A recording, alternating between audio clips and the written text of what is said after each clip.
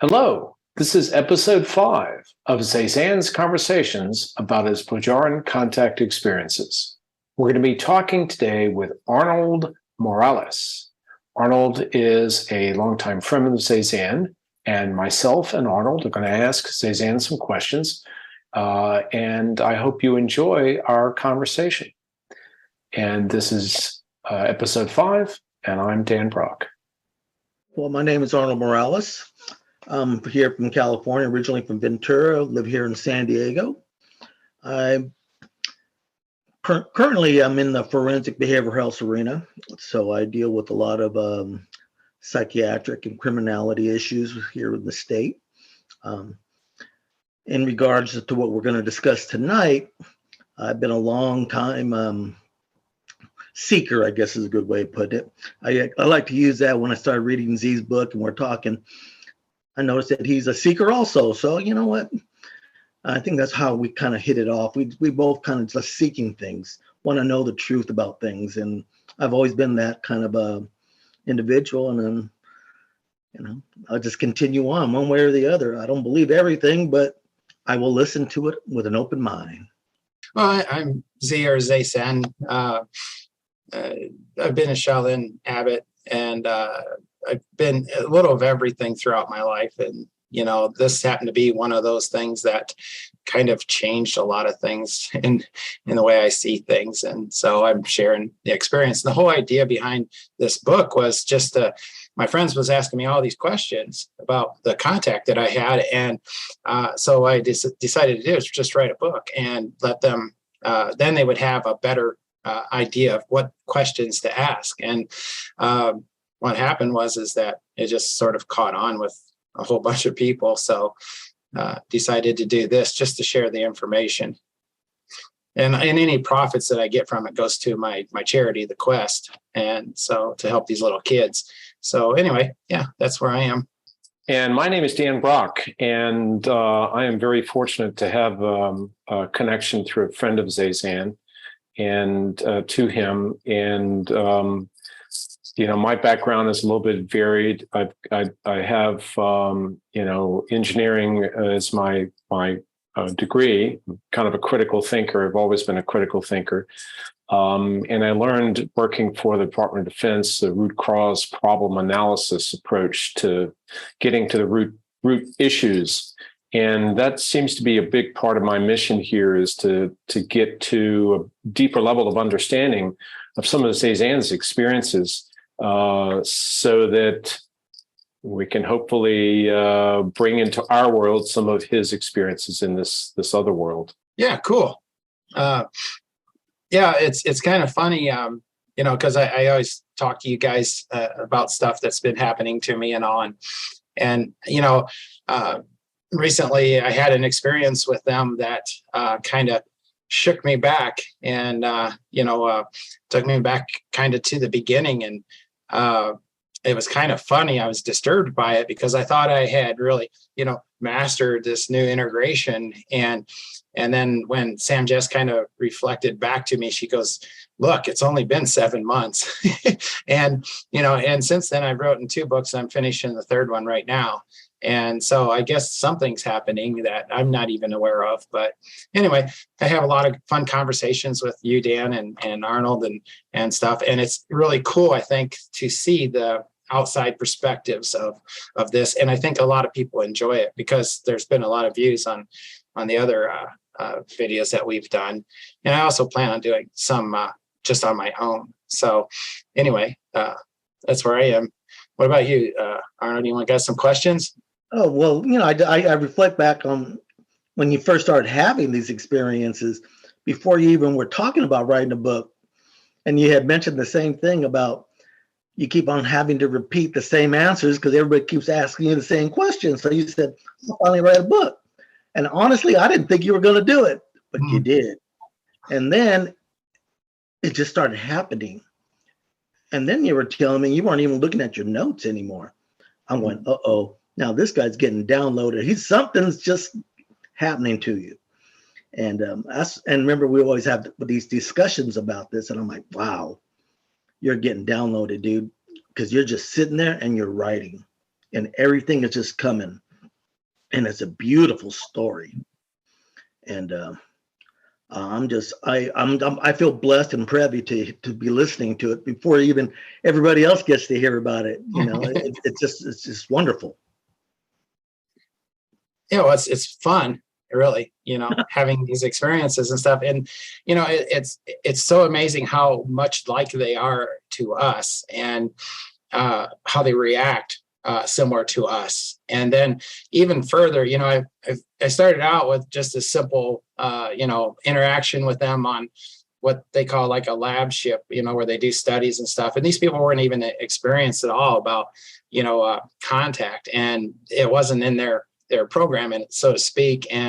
But the things that were taking place in our communication was grabbing the attention of the higher ups. And, so there's been several stages that we went through. And one of the things was they had introduced me to, I call them the UFO conference people, who always ask the questions, right? About, I'm not making fun of them really. I'm just saying that the way that they were going about speaking, they were asking all these questions, that we all seem to want to know. But I didn't fit with them at all, because throughout my life, I've always been in a position where, a lot of it's been life and death. So I just face what's in front of me. And it's, the best explanation I have of it is when people used to come to me about learning how to astral travel. We don't really need to learn how to astral travel. We just need to do it consciously. And the thing is that, I'll tell them just the beginning stages, how to relax and how to get in the position, but I'm not going to ever tell them or try to teach them anything about astral travel, because then I'm robbing them of their experience. And also they would be following me instead of understanding what's just natural to them that they haven't recognized yet. And the funny thing is when most people, when they came to me, would, they want to know who shot Kennedy or something like that by doing the astral travel. And the funny thing is that when you leave your body, you don't even think of that anymore, because there's so much candy in front of you to explore and to understand and to experience that you never even think back to it. And so I kind of treat it the same way, because I also use it as I use an example of when I go on the ship, I have to turn the switch on. And when I leave the ship, I have to turn the switch off, because here on Earth, we have to have a face for every person that we speak to. And when I'm on board the ship, I have to be completely naked, is the way I explain it, because I can't hide anything from them. I can't deceive them. I can't make things fluffier, when I describe it or anything else. I have to actually be direct to them and bear everything. And that caused a huge growing experience for me, because everything that they do is from love. And so if I would hide something from them, then I'm not safe in a sense to them. But when I bear it, I always came to these points of, oh God, if I got to share this, I'm not going to be able to talk to them anymore. And because they're not going to want anything to do with me, they perceive humans as monsters, and you thought you might be rejected or something, huh? Yeah. And so I went through that in the head, but every single time it was just the opposite. They embraced me more. And so, I have actually now become part of their family in a sense. And it's really fun. Yeah, I remember you were telling me about these things and how you're supposed to be, so open in communication in your thoughts. You can't hide anything from them. So you had to learn that when you left them, you can't be the same way with them as you are out here, or else you'd be, I hate to use some terms, but it wouldn't be a very good thing for you. I'd be eaten alive. Whoa, man. It's like, no. Because we're not like that here. Not all of us, we try, but no, you'd be exposed. Well, it's also redefined my term unconditional love, because it goes so deep and you have to be so bare, in a sense. And everything, it's like our evolution stopped, and theirs stopped 5,000 years ago. And, but what's different is that, we use the whole brain, but there are parts of the brain that aren't filled. And so the things that are missing from that other parts of the brain is love. And that's what activates all the abilities that we have. I mean, I could go on and on and on about that, but essentially, it's like I've heard this this phrase all the time, the answer to everything is love, but it doesn't make sense here on earth, in that sense. But I understand it now by being with these people and the things that we've experienced. The simplest example is like this one time when we were going to do something, and it would take us beyond, who we are and what we understand. And it's the how limited, like a lot of us have, like the one big thing is that people feel like they haven't like, oh, I'm having this physical experience, and they seem a little jealous of me. And the funny thing is that we make a soul contract before we come here, how we're going to see things, how we'll experience things, because we know how we will react to that and what we will gain from that in this lifetime. And the funny thing is the physical experience is the most limited and the lowest level, and these experiences that you have in the mind are like a giant leap into the actual experience. And then there's a space that's even beyond that.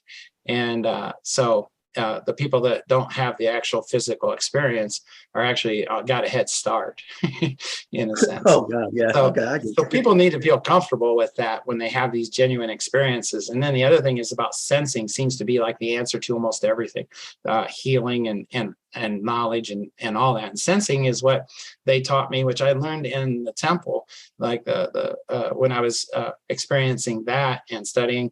But it goes way beyond that. What you do is, like, if you want to communicate, with something beyond or whatever, there's no necessity to set an intent.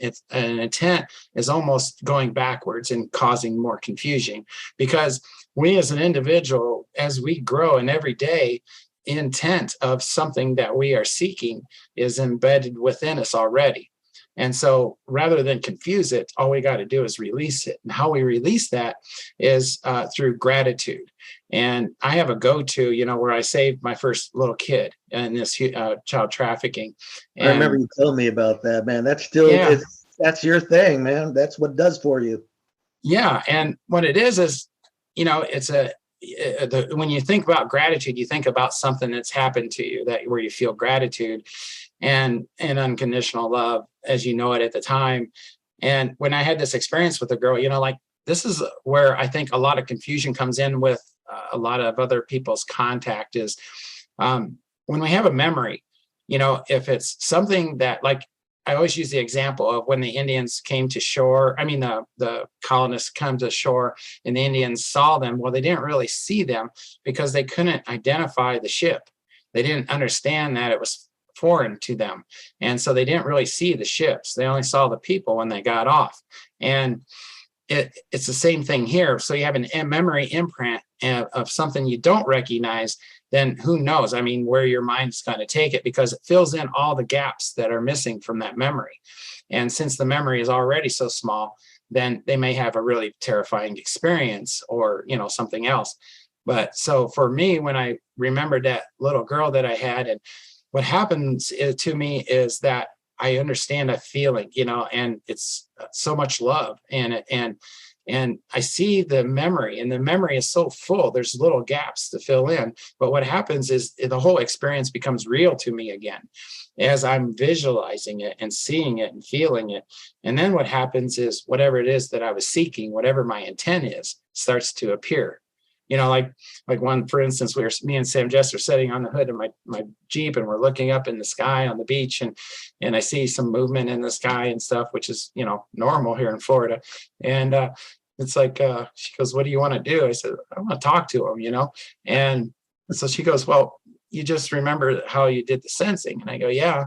And so I go into that gratitude and everything. And then suddenly in my ear, as though somebody was right here, they said, "Hello." And I got kind of shocked, and I looked at Sam Jess. She goes, "Yeah, I heard it too," sort of thing. And so, you can access the healing, but you can't be specific.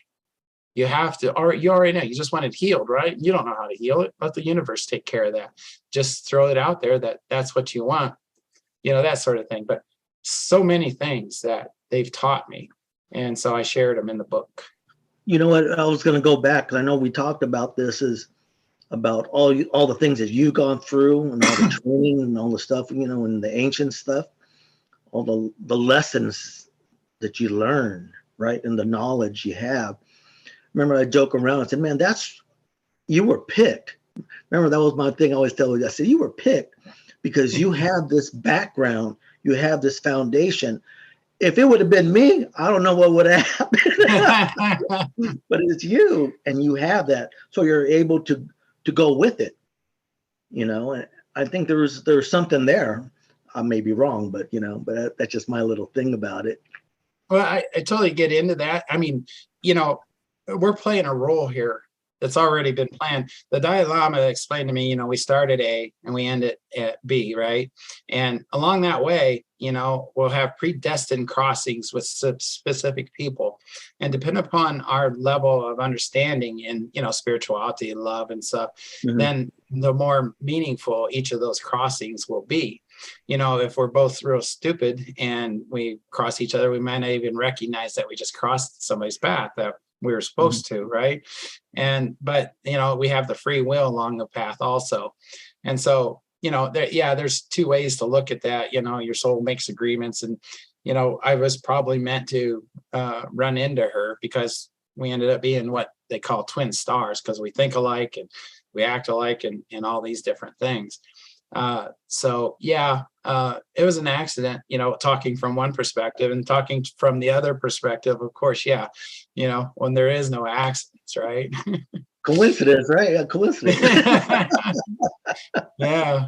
And I got a question for you, Z. This concept of love, we as sort of earth humans, people tend to, break things into pieces in order to try to understand it. And we miss out on the larger concept of something sometimes by breaking it into smaller pieces. So love is a combination of that empathy, compassion, benevolence, forgiveness, all of these qualities. Yet it kind of, to go into that kind of detail is a problem for getting the concept of love.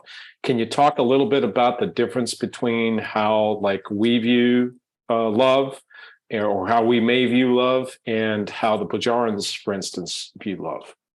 Well, going into the Plejaren side of it, I write about that in the second book. It's hard to understand, and it's very detailed in the process of it. It's the process, and we deal with these things about love and everything through experience and what we receive back from what we give. And so we start to define it to ourselves, and then we kind of lose the real the real recognition of what really love really means. And so here on Earth, it's rather it's pick and choose sort of thing, and whatever comes back to you is what you see as love. And then you reach a point where there's nothing that can be better or breakable, and it then becomes unconditional love. Yet what we don't realize is that there's even higher levels, and it keeps going. And that's what I was talking about before, where we get to the point where it can be physical, and then you got the mind part, and then the next level, which it's too long to get into, but you actually have to die in the process. And it's kind of funny because you can come back from that, and there's no time change. That's another thing that I include in the book, their definition of time, and then the example and evidence of being able to move through different time, space, and stuff. So it gets a little complicated, but their way is it's just being open and completely free.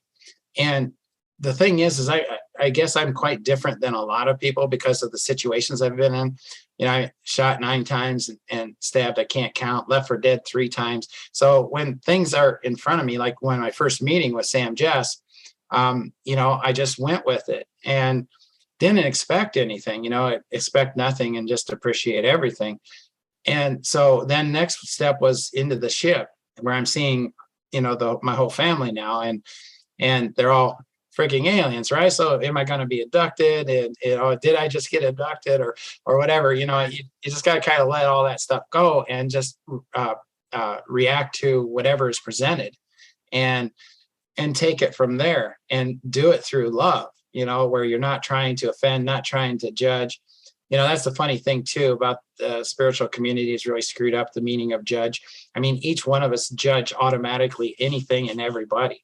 And we need to do that, not in a harmful way, but we need to identify what it is about that person that we either like or dislike and stuff, so that we can understand that for ourselves and recognize that when that issue starts to come up within ourselves, then we have something to reflect on, not judging that individual person in the sense of, in the physical world, but as a representative of something that you either want or don't want. Sometimes our judgment is skewed because of our belief systems. And so we tend to judge not in a conditional kind of way. It's conditional on our beliefs about what someone is supposed to be and what something is supposed to be. Is there any hint about that, letting go of that judgment, letting go of that evaluation so that it's more universal? Do you have any thoughts on that at all? Well, here it's really difficult, in so many categories, because you got to think about your safety. You got to think about, the direction that you want to fit into. And, you want to release a lot of the things that you've been holding on to, because all they do is drag you down. The past is the past. What is that old saying about, to live in the past robs the future, to live in the future robs the present, and the present is all that we have, and so, it's about being present, I think, is what it all comes down to, and just accepting our humanity.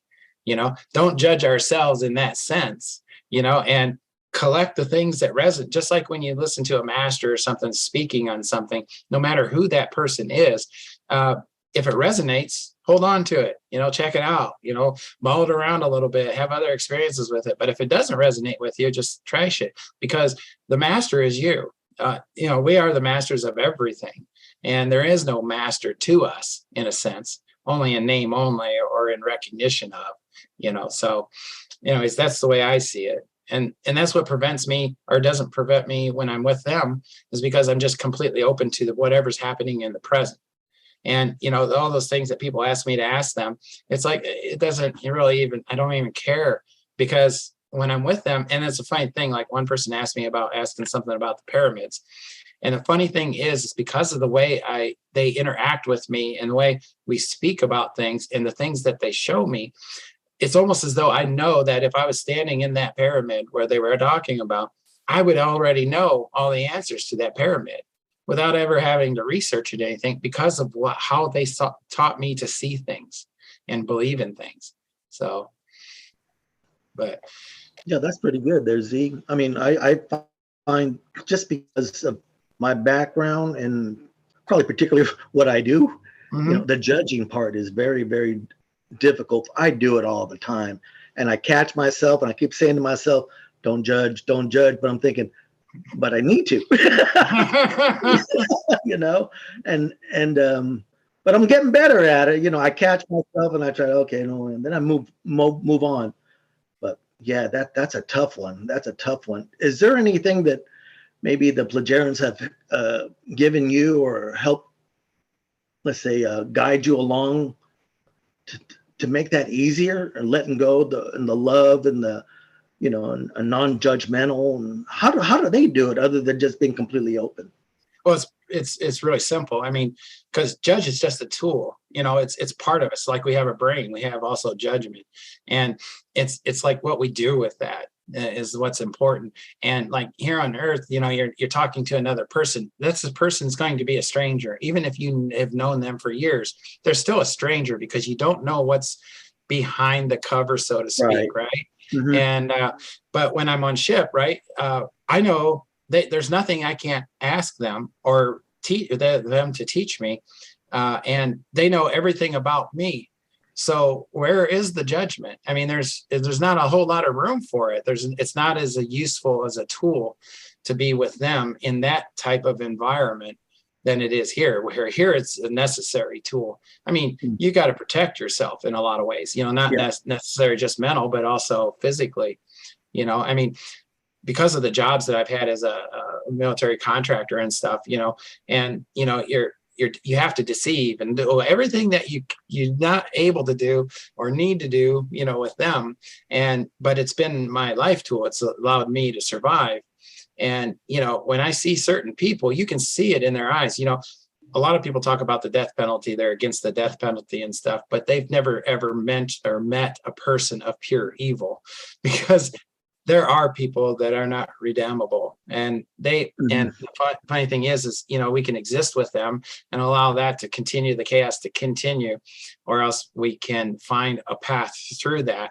And by putting them to death is not an evil thing, because then they get to go back and recalibrate all this stuff, fix those things, because there's heaven, and there's it depends how you view life, but it's all the same thing. There's like a heaven, and the purgatory that they talk about is a school that you have to go through to reflect upon your life and realize the things that you weren't so good at, so to speak, and learn why, and how to make that better before you are reincarnated again.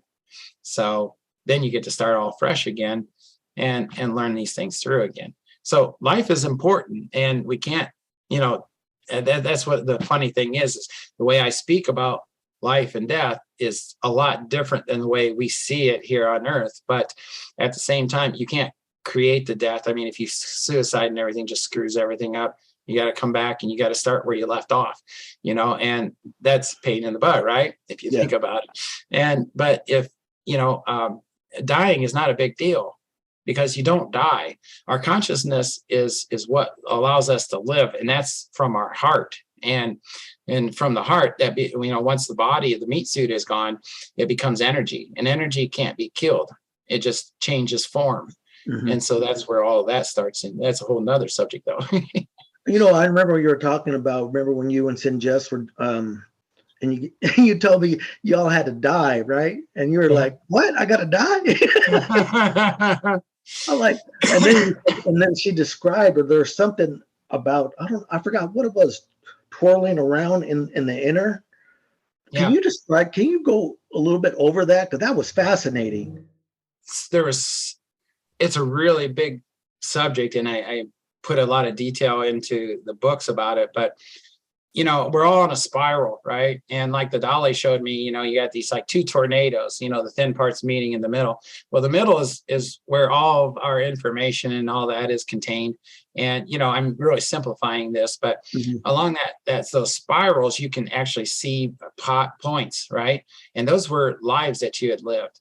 And so you can actually, when you get to that centerpiece where all things are, some call it like nirvana, where everything, everything and all that.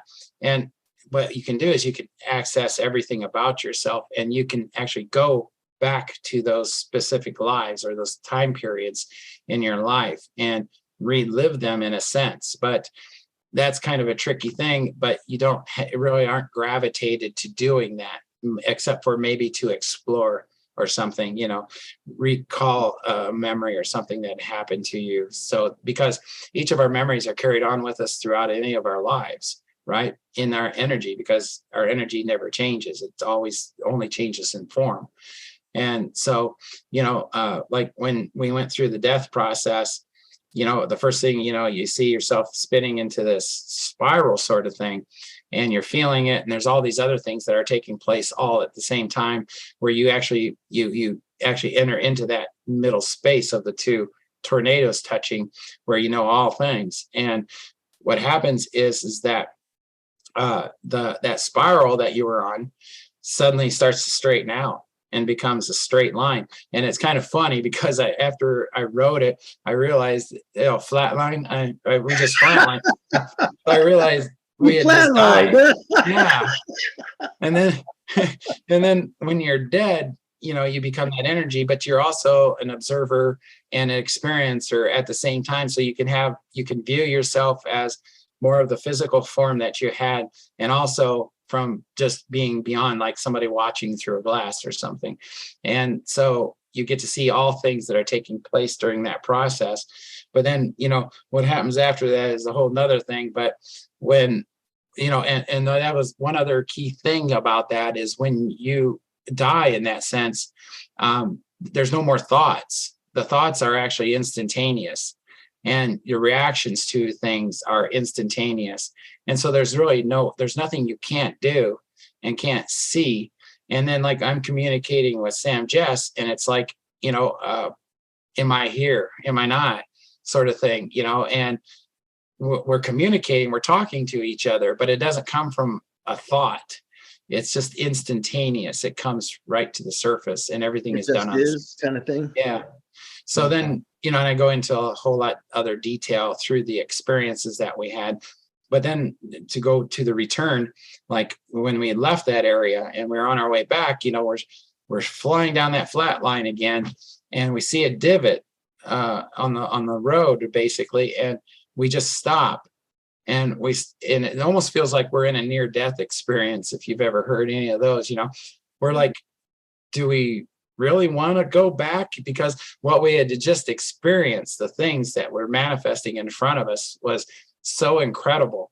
And you were in this bliss state, is the best way I can describe it. And we're really there. I mean, so happy. And so we're like looking at each other like, do we really want to return, right? And then the thought starts to come into us, not the instantaneous sort of thought. And we're like reflecting on all those things that what's back there for us. And even the bad stuff, the good stuff, and all those different things. And it's like, that's cool. I mean, it's unique, and it's such a blessed experience, and to, experience people and new people and old people and all that. And so it's like, oh, well, and boom, we are back. But the funny thing was, when we left, she's sitting on me, and she leans back, and next to her wall, she pushes this little, I don't know what you call it, medallion or something, this little ornament like this. And it had a little circle in the middle that spins. Okay. And so she had spun it just before we left. And when we returned, it was still spinning, and finally slowed down and stopped. So what we can figure is that we were out there all that time, and no time had passed in our physical state. So we had another experience when they were teaching me love, that similar experience where, we made this choice to go somewhere and do this. And I had a coffee, and I had just finished my coffee, and we took off, and we just went somewhere, and the crew had came in there and didn't see us, and we weren't in the room. And so, and it was that was an important part, because when we came back, my coffee was still there. It was full, and it was hot, and nobody had replaced it. And so what we figured out was, it's kind of like the old cartoon Speedy Gonzales, where he gets his feet going, and they're going real fast, but he's still there, and then poof, he's gone. Well, we were in that process when they walked in, so we were still in the room. They just couldn't see us. We had already changed the frequency, and we're speeding up. And so, when we came back, that's why we came back when we were just before we were leaving. So I don't know.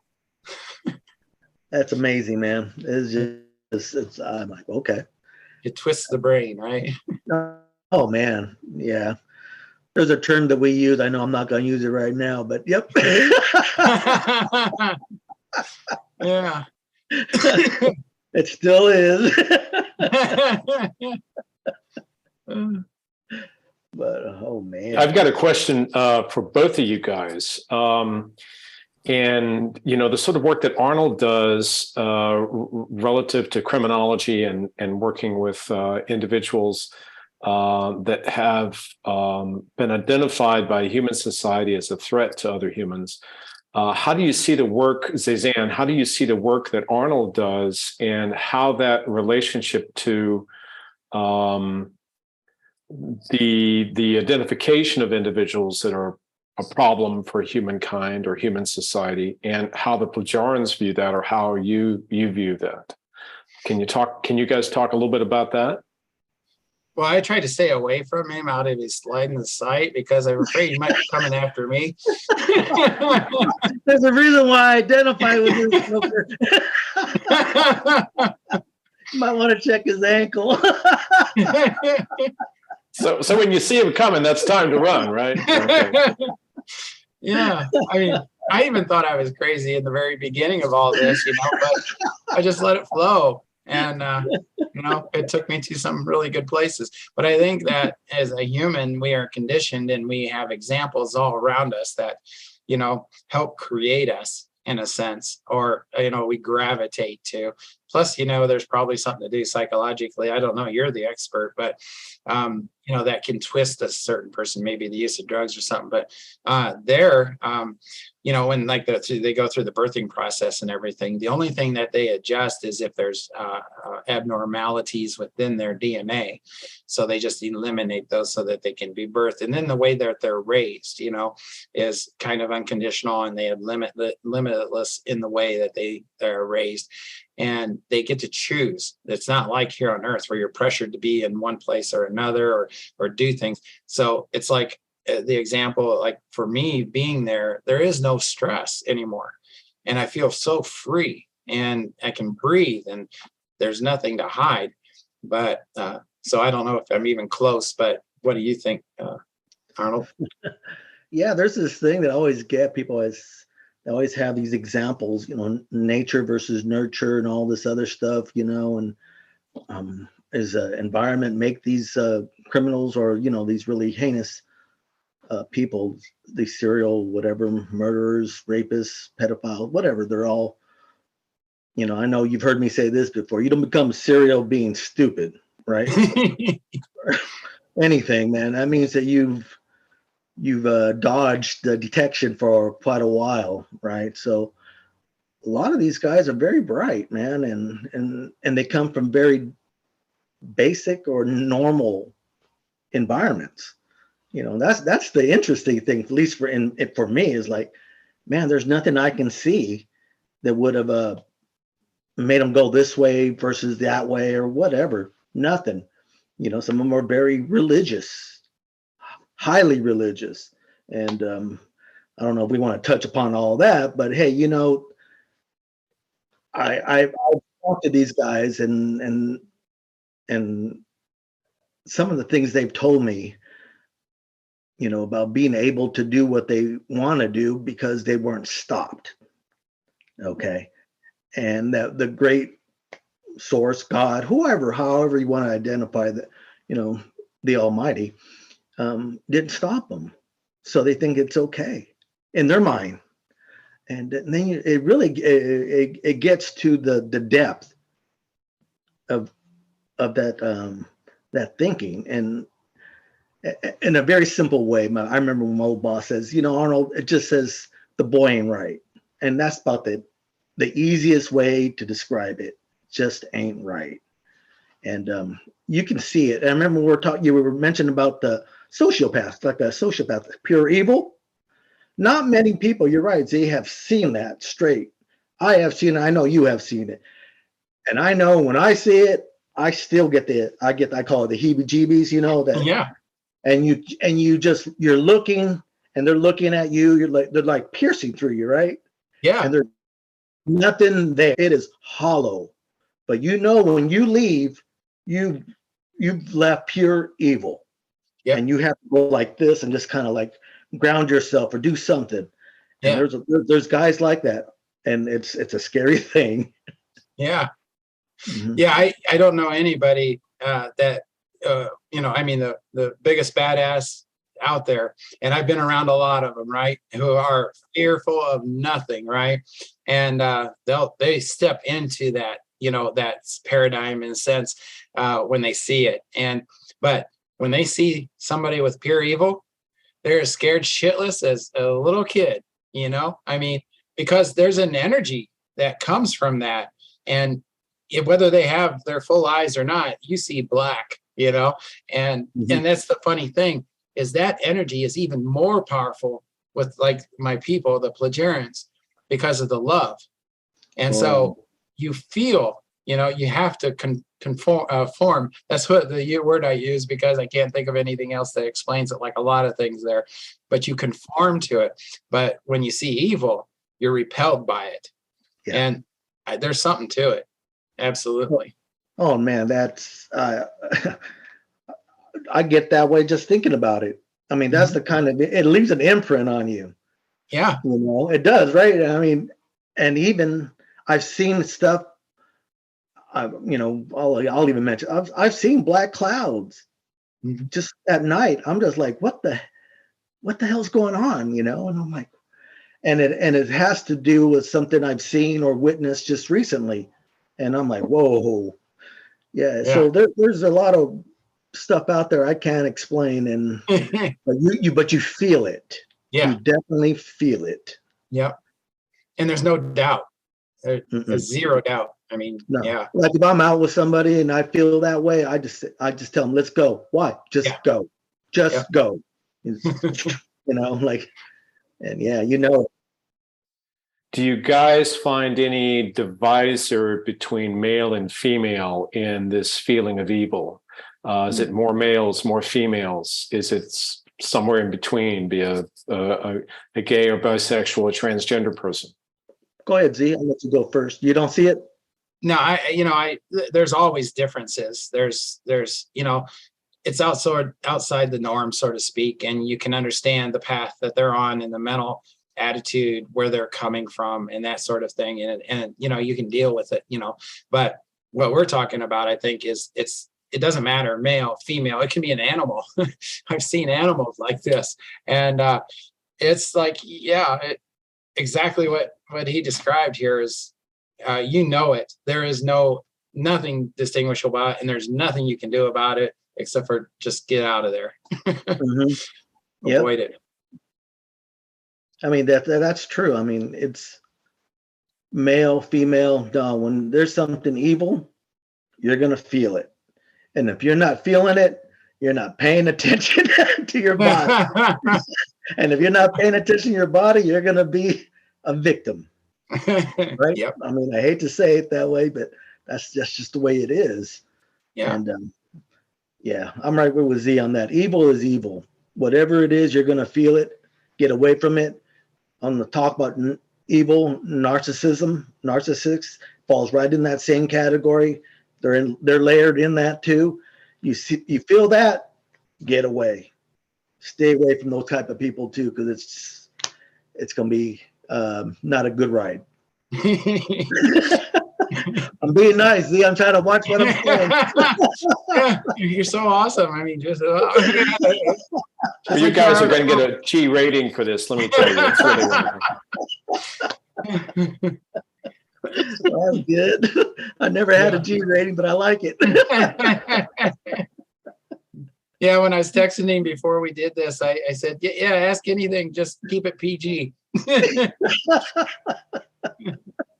I said I'd do my best. So far so good, I think. Yeah. Dan, I know you got some other questions. You want to throw them out? Oh, I got a ton of questions. All right. Some of them may or may not be related to some of this, but some of what we've discussed so far, but it can be. I'm really curious about this idea between, an individual identified as having psychopathic or sociopathic or narcissistic qualities and a person who's highly sensitive. It seems that sensitivity comes along with this concept of love or concept of having an empathy for others. So I want to hear a little bit about maybe what both of you guys have to say about that concept, that split between kind of like a duality of it, yeah, and the other side of the coin, the being psychopathic, sociopathic, or narcissistic, or a danger to others, and maybe how that relates to evil. It's kind of a lot, but that's what I'm thinking.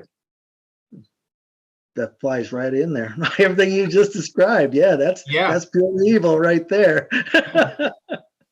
That's why I'm so happy that I'm balanced and, I'm my own sane person in this world, because everybody's crazy, right? I mean, it depends on your perspective, but everybody's got a nutty side to them, and that's where the judgment and all that stuff comes back. That's the way I see it, I mean, yeah, exactly. You fit, you just described everything we're talking about in a way. Yep. There's that, the duality of it, right?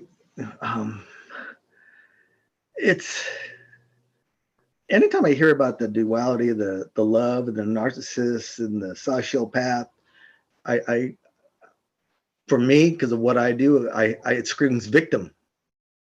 In my head, I'm like, wow, now you got a naive person who's trying to help somebody. And what happens with a lot of these sociopaths and the narcissists too, they look for people, like they can sense you and they will come look for you. Before you know it, you're hooked. And you don't even know what's going on. Mm-hmm. And it's a frightful thing. And especially, like, I hear a lot of the one-on-one stories with a lot of the people I got to deal with. Man, it's real. It's not from a book. It's not from a jail cell interview. Like if I went to a prison and met somebody, no. I'm right there talking just like we are talking now. Yeah. And it's you get a whole different perspective. You get the real thing, and you feel it because I'm there. So when let's just say somebody gets grandiose about a topic and they start reliving it, you can feel it. And I'm like, uh-oh. And I shut it down right away as best I can. One, I don't want to hear it. And two, they don't need to go back to reliving it, because it's not right and it's not fair. Mm-hmm. And it's interesting tightrope sometimes. Yeah, it makes you question everything again, Yes. Yes. And That's why I'm glad I talk to Z every once in a while, and he kind of brings some levitation to it, or literally levitation to it. Yeah. And we laugh about things. Because Z, he understands. We get each other. We've seen the evil. We've dealt with it. We still see it. And not many people you can talk to about it. Right. So this is a good platform. My other question is, do you see we call it a point of departure from somebody who's narcissistic or psychopathic to somebody who's pure evil? Do you see how does that happen? How do you make that transition? Do you have any thoughts on that? Are there any experiences or any concepts that you guys could maybe relate to those ideas? Well, it's easy for me. It's a path that you're following, right?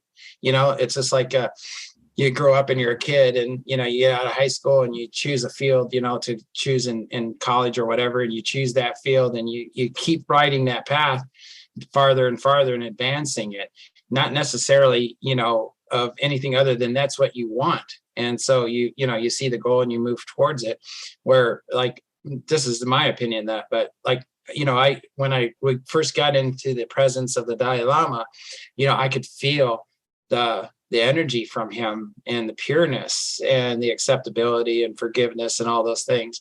And as I grew with him, I haven't for quite some time, but every time I would see him, it never changed. Where when you meet a lot of people on the street and even your friends, you don't really sense that sort of thing. You just find comfort, in them, and you trust them, and, it's shared, that sort of thing. So I think that there's levels of the intensity, and it due to the path that you choose to go down. And it's not necessarily that you planned on being evil or you planned on being good. It's just sort of where you ended up gravitating to. But anyways, that in a simple way, that's the way I see it. Evil kind of brings into the equation the non-physical, like there's something that's making you evil. Do you have any feelings or sensations about that, as like you've opened yourself up, you've walked down that path, and now something is more connected to you than it might have been if you'd have just stayed a narcissist or a psychopath? For me, I think you just choose it. It's funny because I'm rewatching that old series Breaking Bad, and it's amazing. It's beautiful.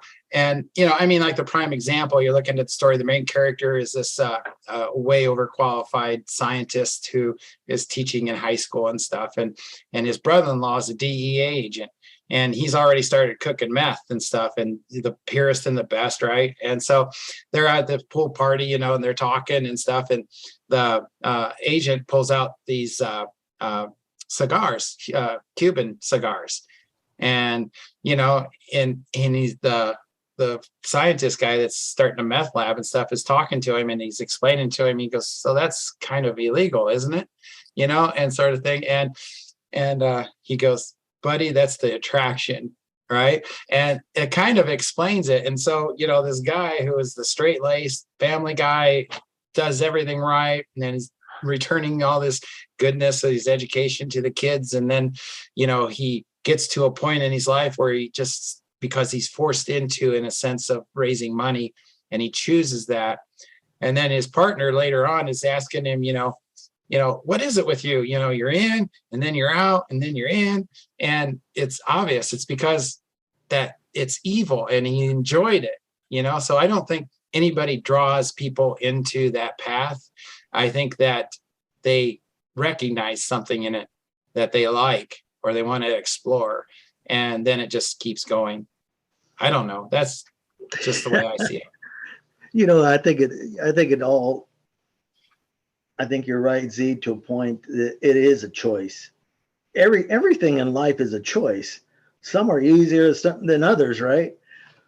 And but what I've seen with some of these sociopaths is there's an organic nature. And let's say when we look into a pedophile, right? It's in their head. A lot of that is in their head, and it's an organic thing. And there's really not a whole lot you can do, because you castrate them, you can physically castrate them or chemically castrate them. And I said, it doesn't do nothing because it's right here. It's organic. Okay. So if you still have that deficiency, whatever, and it's organic, but it still boils down to a choice you're going to make, right? Yeah. Even when your perception is disorganized and deranged, whatever, but it's still a choice. So it really is, like you say, see, it's a choice. But our platforms are different, and our perceptions and our reality is different when we make those choices. I guess that's the way I can put it. Oh, now you're talking about the Breaking Bad thing and the meth, right? Yeah. I think I've told you, but I'll repeat it, about an investigation one time in another state, and I think you know what I'm talking about. Yeah.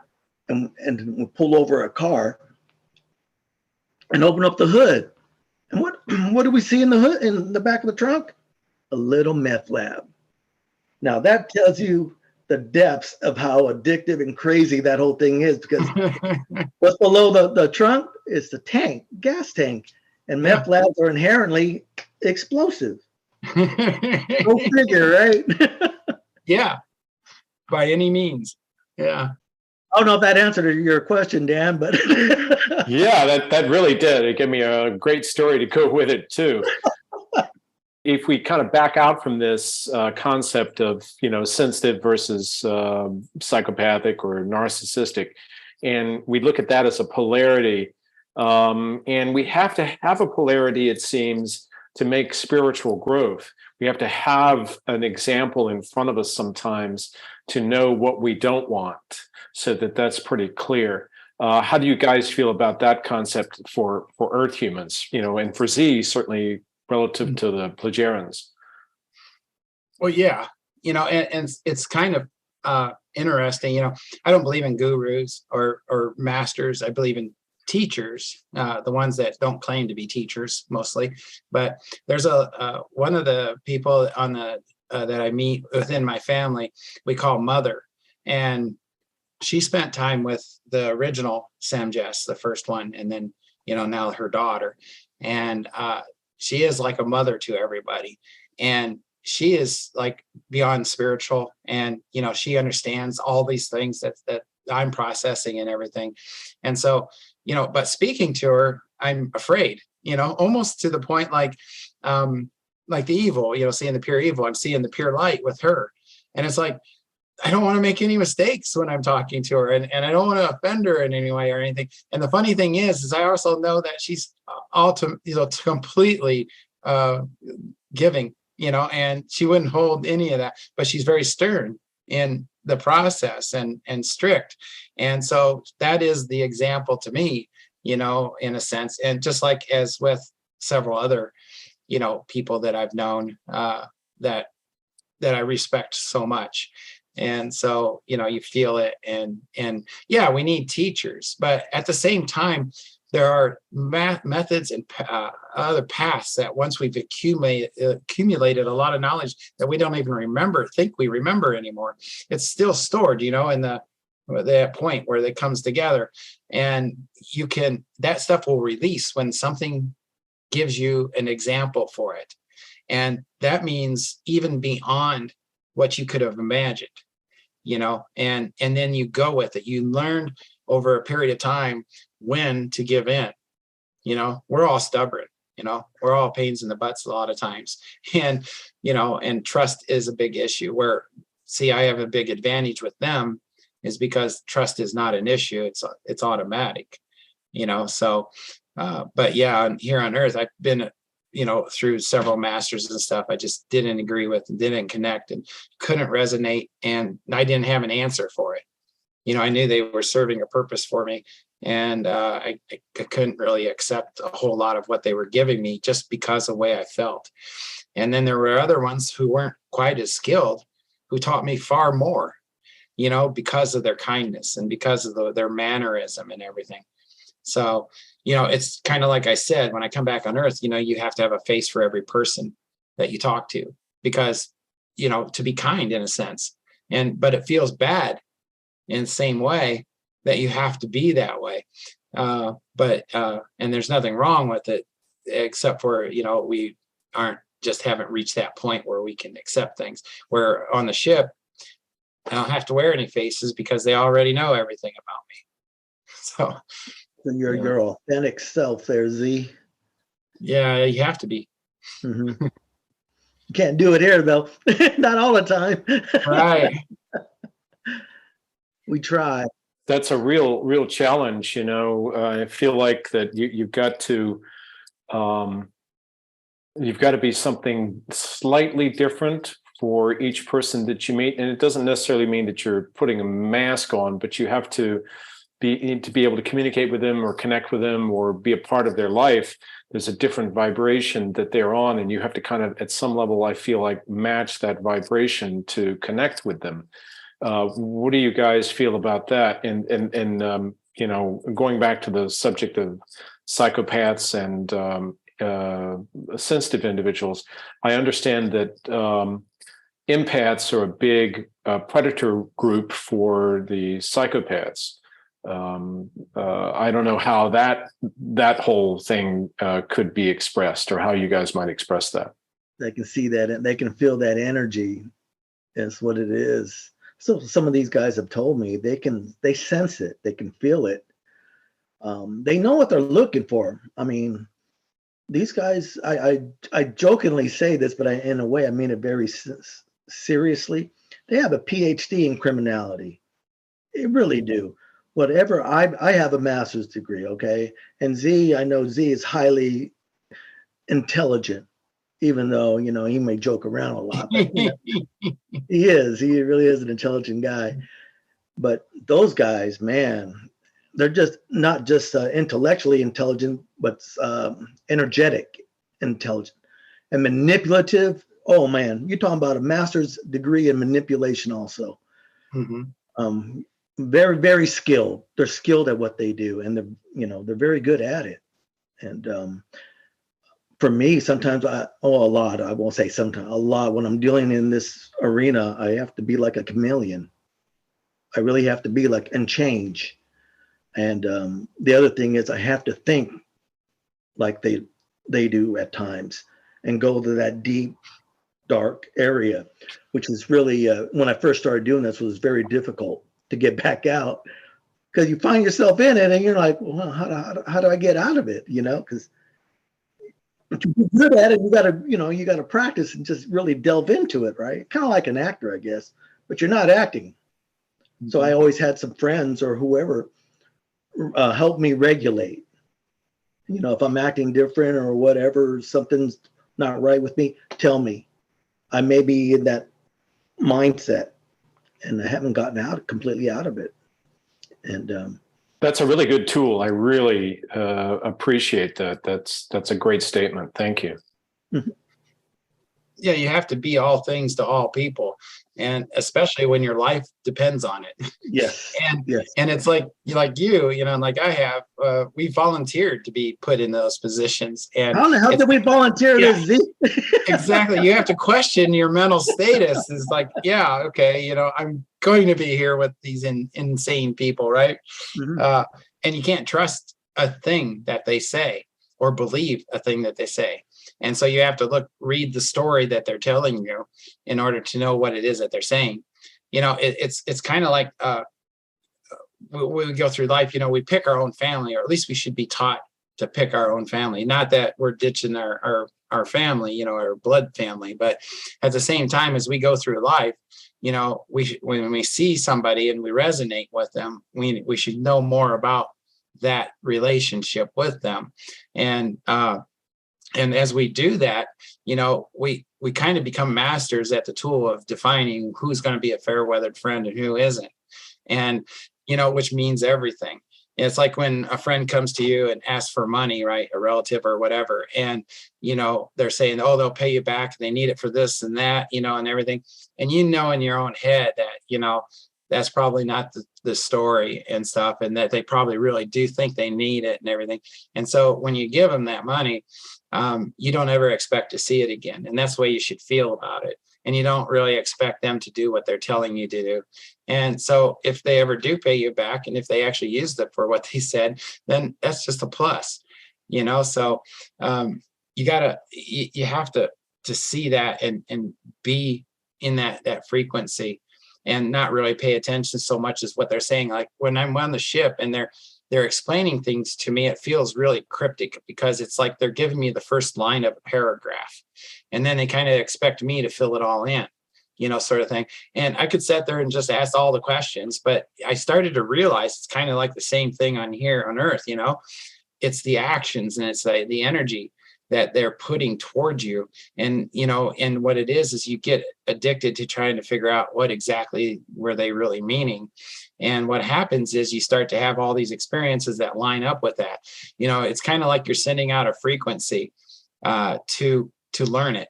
And, and when they've given you this one sentence sort of thing, which kind of explains everything, but it doesn't fill in all the gaps. And so suddenly you start to, because you've created that frequency, in wanting to understand it, you start to be able to read beyond the words. And, so much language is spoken without words. But we got to be willing to receive it and recognize it as it's happening, and then realize that the person that's giving it to you probably isn't going to understand what the hell you're talking about. You make a good point, man. You're right, Z. A lot of it is body language, right? How they're sitting, how they're talking, how they're looking, their facial expression, if there is any, depending on who you're talking to, of course, right? Yeah. There's a lot of cues there to see. And plus, if you're there versus on a telephone or anything, the feeling, that energy. I mean, I can go on and on about the stuff I felt with a lot of these interviews, I guess is a good way of putting it. And yeah, sometimes it's really good, because what I do is, maybe I forgot to tell you this too, Dan. I used to work as a therapist too. So I utilize those skill sets also when I'm out in the field. So I get them to talk about something I know that they know about. Mm-hmm.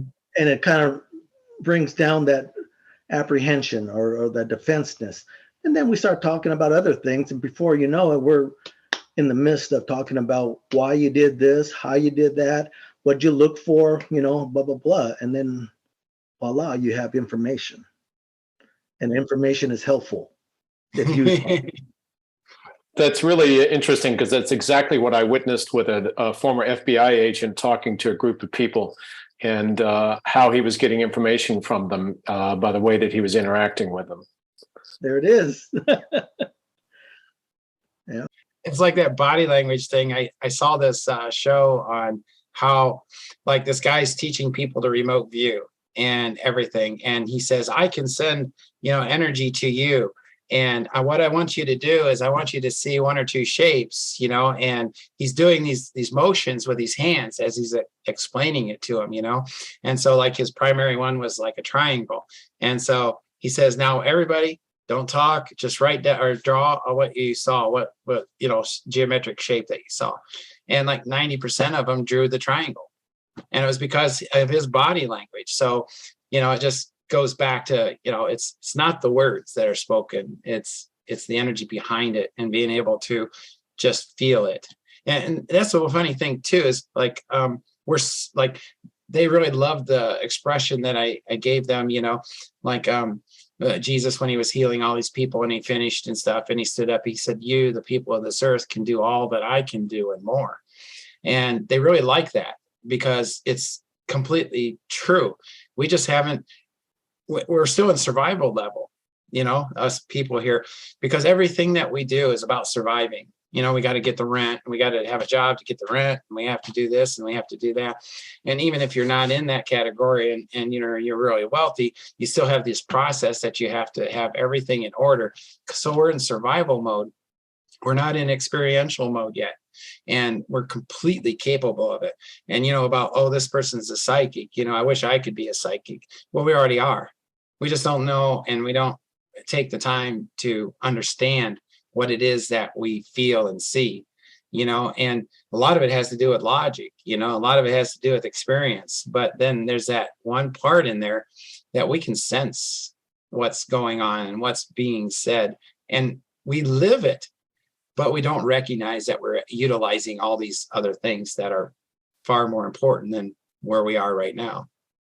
Question that relates to that, and this kind of brings it back to the Plejarens and their relationship to you, Z, and that is, how much do you feel that the environment that you're in when you're there with them and you're experiencing a reality with them, how much of your evaluation of what you were just mentioning about having that other sense that comes in, how much of that do you think is influenced in you, growing it in you perhaps, by the Plejarens directly, or by the environment of the Plejarens, or is it a combination of both? How would you describe that?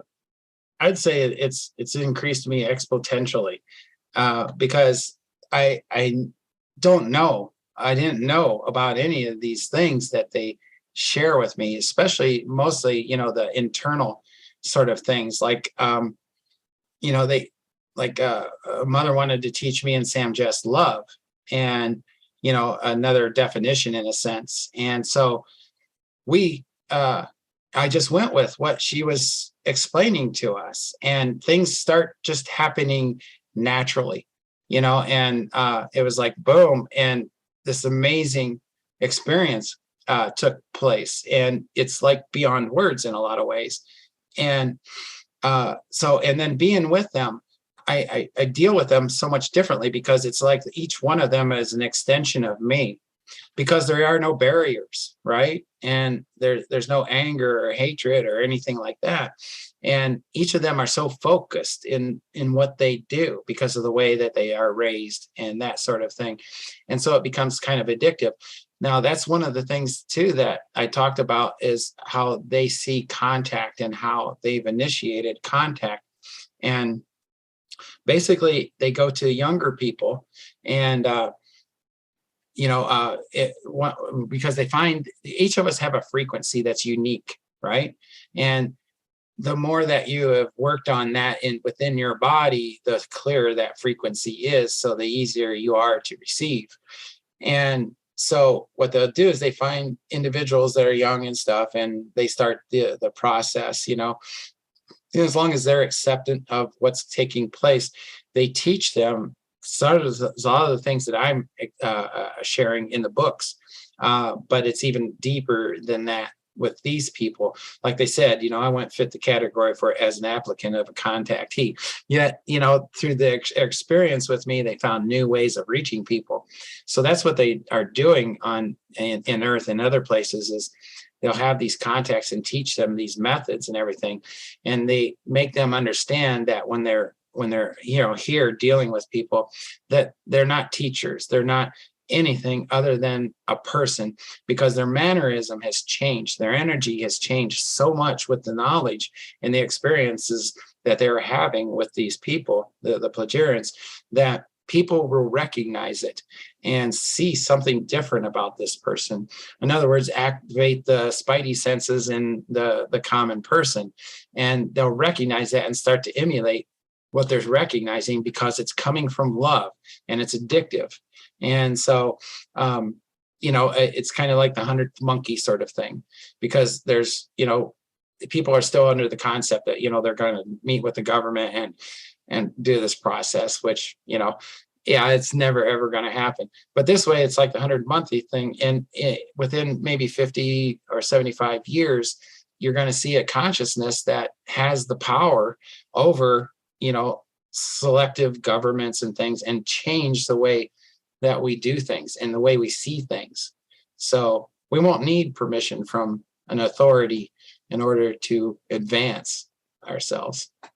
That's really, really helpful. Very, very keen in helping us with understanding about this transition, because I feel that, so much of what you're presenting is about, bringing us into a transition into embracing the new reality possible that the Plejarens are representing to us. So I want to hear what Arnold thinks of this too, and see what he says. The new reality is basically an old reality, right? That's been suppressed. And I'm hearing it more and more from people who thought I was nuts. Because when I was a kid, me and my brother, my brother and I, we're always wide open to what's out there. We look up and we're little kids and we're like, what is that? What is going on out there? And then of course, we had this, we were being pre-programmed, we were Catholic, so we're going to Catholic school, church, everything. And man, for the life of me, I just didn't believe it. I tried to, because I had to, or I'd be in trouble, right? But no, it's I guess that what I'm getting at right now is what has the Plejarens, have they helped to define what it is, how our dogma here has programmed us, and is it true? And what if it's not or is? I guess what I'm saying is, one of the things that we've been taught and what you've been taught from them, is there anything that meshes other than the love? Oh, absolute. But that's the thing, is like if we're on Christianity sort of thing, the people who read the Bible, was written by people and so on and so forth. It's kind of like a textbook, when you're in college and you're studying physics and, this reacts to this and everything else and sort of thing. But when you actually go out in the real world and you start to apply these things, it's nothing like what it is that you learned. It's far beyond that. And just like using the word God, for instance, it's so far beyond what you can imagine, and the intensity and the beauty. I mean, not that anything is wrong in the process or anything else, but it's like someday you have to graduate, and when you graduate, is as though everything that you learned to this point is absolutely true, but at the same time, you've learned what that truth is now, and and it takes you so far beyond the imagination. I mean, it's like I say, it's totally beyond words, the experiences that, because it's experiential. Everything is based around the experiential of love. Without the love, you can't access all these things. I mean, I can show you example after example after example.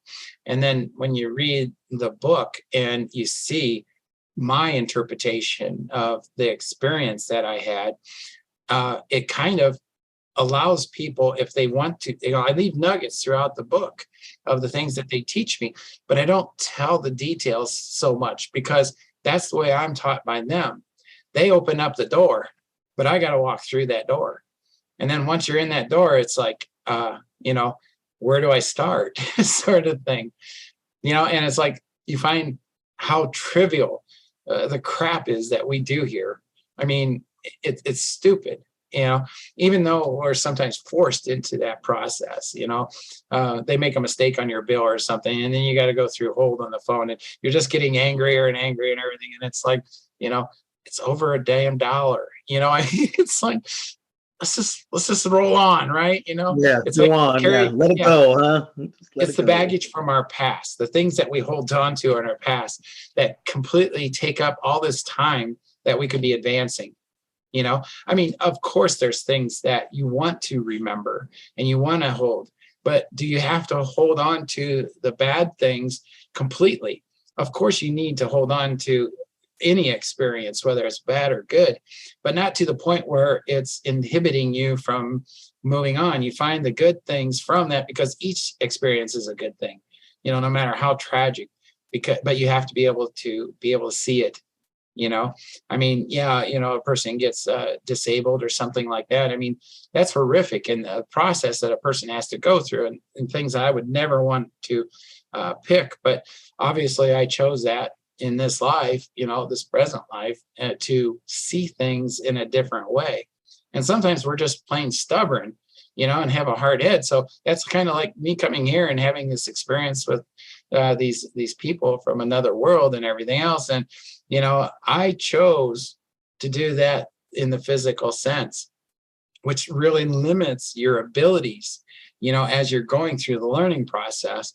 Luckily, my life has created a path for my learning experiences of what I want to be a lot smoother than another person of my way, and so I was able to get into the mind, and then once past the mind, and that's what people don't talk about, what happens after you're past the mindlessness, and that's the true essence of spirit. And that's where you learn everything that you saw down here. So yeah, I don't think there is a confliction. It's just the way it's presented. Everybody sees things differently, right? It's kind of and stuff like that. Yeah. What it reminds me of is like some of the things that have been removed from the Bible that I actually remember reading. Like Jesus said at one point, he goes, "You shall make no church in thy name, but you shall have, each individual should have an altar, or family should have their own altar." And so if you can kind of imagine, what if we didn't have any churches? Now, I'm not ditching on any of the religions or anything like that. Everybody needs a certain process and there's usefulness.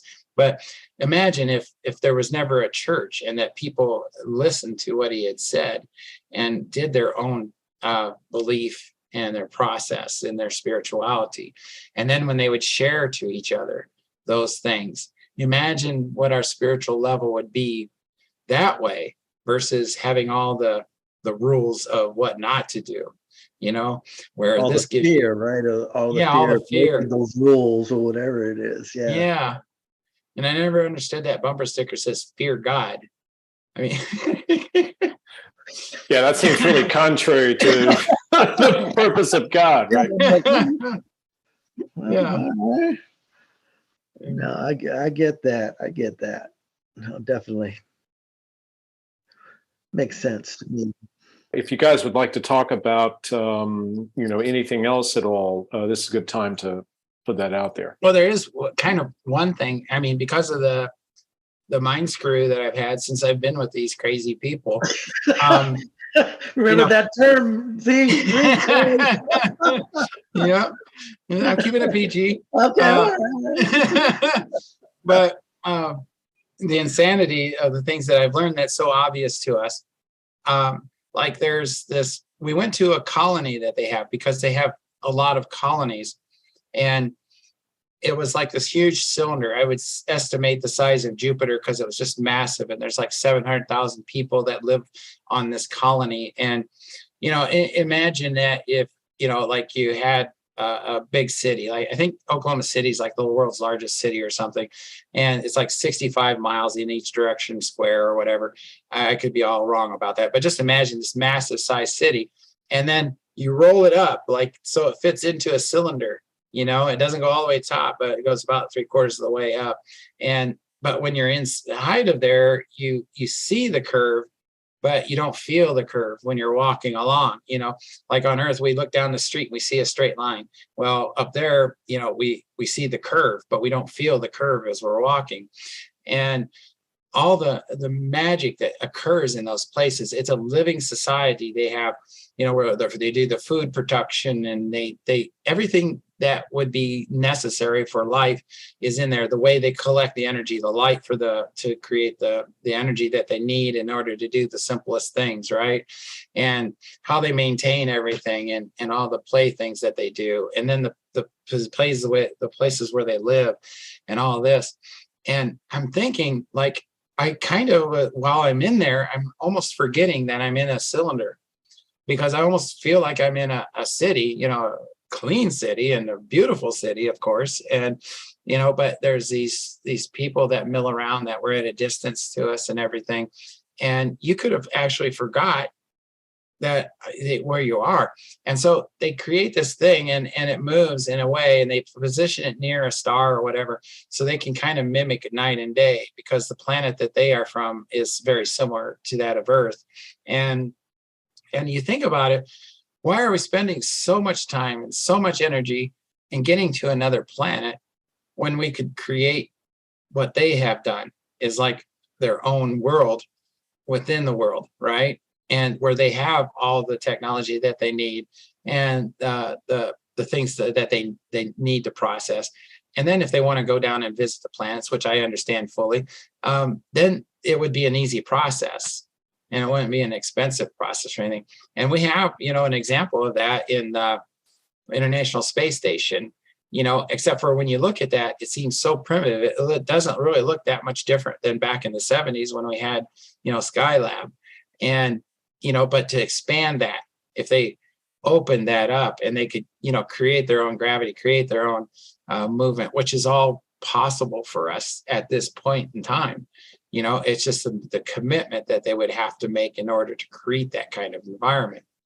But, I was thinking about that, and it's like, well, and then as they would grow and there would be more of them, that makes the jumps through space a whole lot easier and a whole lot shorter.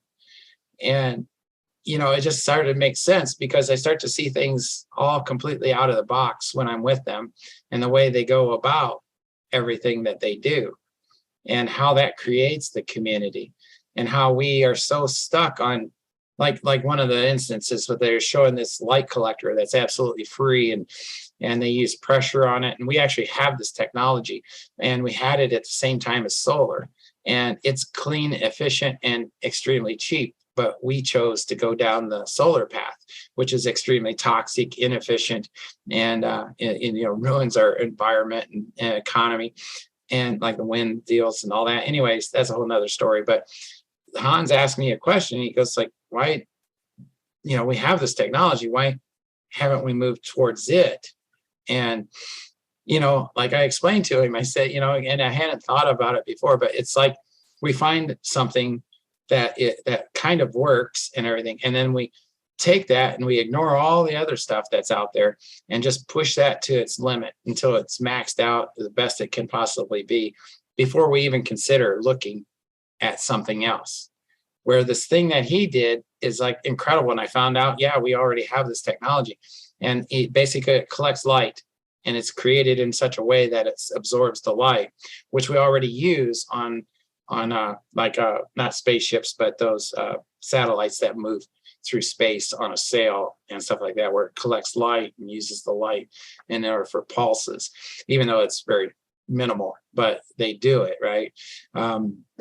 So anyways, when we brought it in the ship after it had time to collect, he put it in a vacuum and it shrunk it until it had this like coffee sized cup little block, it kind of reminded me of a PVC pipe that was solid. And they explained to me, like, there was an incident where I took Sam Jess and we got a cat that now lives on the ship, which is another story. That's a great story, dude. I know. So, like he said, well, that building in itself, with air conditioners, everything that they use to power that building and to have everything the same. He goes, this little block that I'm holding in my hand, he said, would power that entire building for 9.5 years, absolutely free.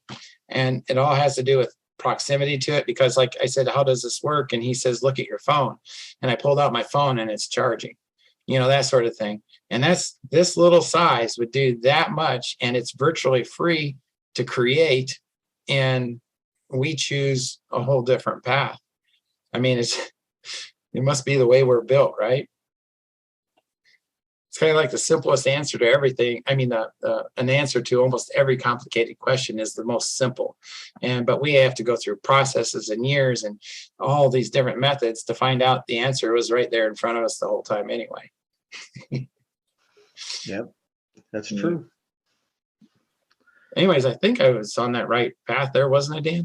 Yeah, something like it, we'll go with that. Arnold, I got a question for you. Yeah.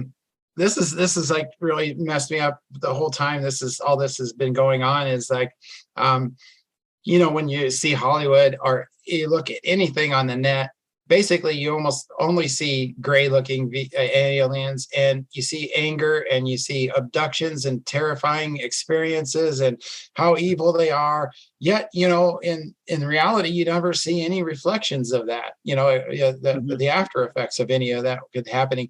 And like how these people get abducted and they, I understand why they're seeing what they're seeing and stuff, but I don't buy into it about the evil aliens and all that good stuff. Mm-hmm. But anyway, so that's what's out there and that's what sells. I mean, people just gravitate to anything evil alien sort of thing.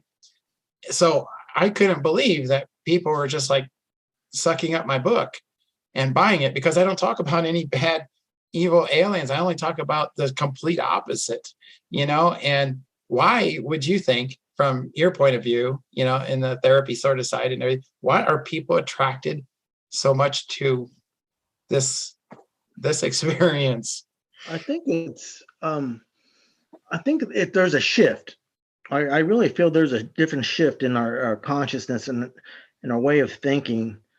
I think, in a very layman's term, people are burnt out from all the destruction, the evil, the fear.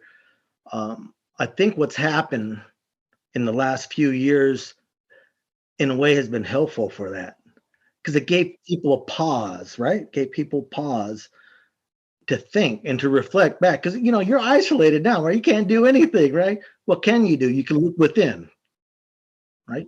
You can learn, go online or whatever it is to learn different things. Where before you're too busy, right? Yeah. Now you're not too busy. Now you can see, you can pause, you can learn, you can breathe. Not everything is bad. When you start seeing the good things, people want to feel good, genuinely just want to feel good, feel helpful, needed, a purpose. You know what? I think a lot of people have found some purpose in their life, man. That's what I think. And if you have that purpose, you're not going to gravitate to that negativity and that fear anymore. You just know it. I don't want it. It's not good for me. Let's go somewhere else. Yeah. In a very easy way of putting it, I kind of think I kind of resonate with that, and also the fact that people like a human trafficking thing. I have never just been able to attract people because of the cause, and they'll feel sad and they'll cry and all this stuff, and then they put it out of their mind. Kind of like the animal thing commercials. You see PETA, which is a complete idiot organization, and they do everything wrong, and they're popular as hell. And then you look at ASPC or whatever that one is. Yeah, they show all the suffering animals and stuff, and people don't want to watch it. And it's, and then when you bring something to the table, and people like to be scared as long as they know it's fake, like at Halloween and stuff like that. But to live in that, they don't want to go anywhere.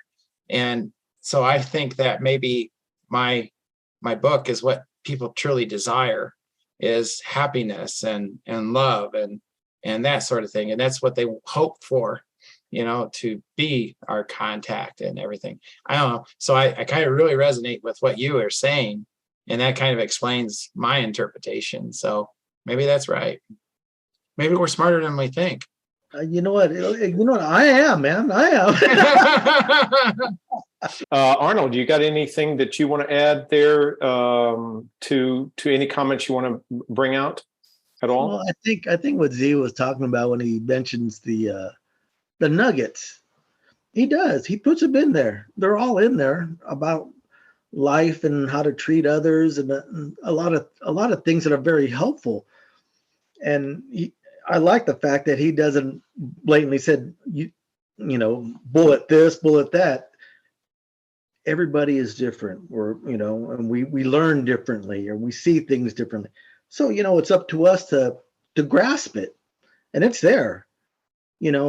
His books, his experience can be viewed in a variety of ways. One is just like, oh man, this is crazy, whether you believe it or not, right? This is a great story one way or another. And then the other way is, no, it's an experiential thing, and it's giving you some very good insights, enlightening thing, how to live your life, how others have lived their life, are living their life, and what we can learn from them, and they can learn from us. Well, maybe not so much that they can learn from us, but yeah. But it's just everybody has their own way of their perception of things, and it's there. And you're right, Z. It is there. People need to just read it, and if they just read it and without being closed-minded or judgmental, or you can see it. It's going to tell you things. It's going to resonate with you. Something's going to hit you here, And I did that when we were reading your book, but more importantly when we talk. Mm-hmm. I feel it, I understand it, or if I don't understand it, I tell you I don't understand it. Yeah, it just happened. Yeah. But yeah, it's just a beautiful thing, and I'm so grateful to be part of this, to be listening to it and to learn. I'm learning all the time. I know you don't think I do sometimes, Z, but I do listen to you, man. So yeah, it's a great thing, man, and I'm very appreciative, and I'm glad you're doing this for humanity. We need to all wake up, listen. You know what? There's a lot of good out here if we would just let ourselves experience it. Yeah. I think Z is the right person to have this experience for us as humans. Make me the guinea pig, right? Well, thank you guys so much. This has been amazing. And that's it for this episode of Plejaren Diaries, discussions with Zaysan and questions about his Plejaren experiences. This has been fun, definitely. Yeah, cool. Thank you guys so much. Really appreciate it. My pleasure. Likewise. You too, Dan. Yes, thank you so much, Arnold. Thank you for everything. You got it. All right, Z, I'll talk to you, buddy. We'll see y'all if I ever come back. No, take me with you, buddy.